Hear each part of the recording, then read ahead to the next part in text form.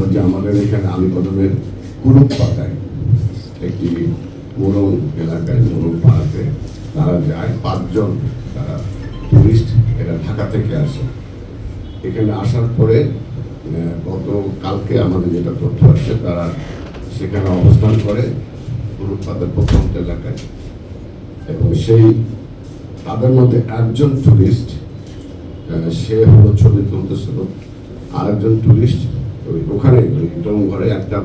গাদা বন্দুক ছিল, সেই গাদা বন্দুক সে পরীক্ষা করতেছিল আর কি, পরীক্ষা করতেছিল। এই পরীক্ষা করা অবস্থায় সে যেটা করছে যে এটা সে দেখছে টিকারে হাত দিয়ে দেখে যে এটি কাজ করে কিনা, এইটা প্রেক্ষাপটে সে টিকারে হাত দিয়েছে, এবং যিনি ছবি তুলতেছিলেন তারই সহকর্মী আরেকজন টুরিস্ট, তার নাম হলো তোহাবিন আমিন। সে বুকের বাম দিকে তার যে গুলিবিদ্ধ হয়, এবং গুলিবিদ্ধ হওয়ার পর সে মারাত্মকভাবে আহত হয়, এবং কিছুক্ষণ পরে সে মারা যায়। এই ঘটনায় আমরা যিনি এই বন্দুক দিয়ে গুলি করেছেন সেই গ্রেপ্তারকৃত মীর মাহাদি হাসান নাবি, তাকে আমরা গ্রেপ্তার করি, এবং এই ইতে যে ব্যবহৃত যে অস্ত্র সেটি আমরা উদ্ধার করি, এবং তার সাথে যে আরো 3 জন ছিল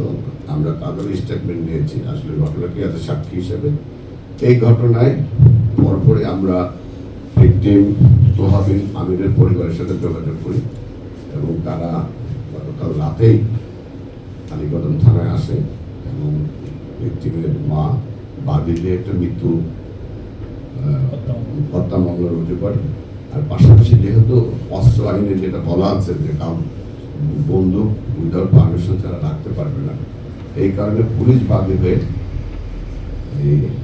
তোহাবিন আমিন সহ যে টঙ্গরের যে মালিক ছিল যেখানে এই বন্দুকগুলো রাখা ছিল তার বিরুদ্ধে 2 জনের বিরুদ্ধে অস্ত্র আইনে মামলা হয়েছে।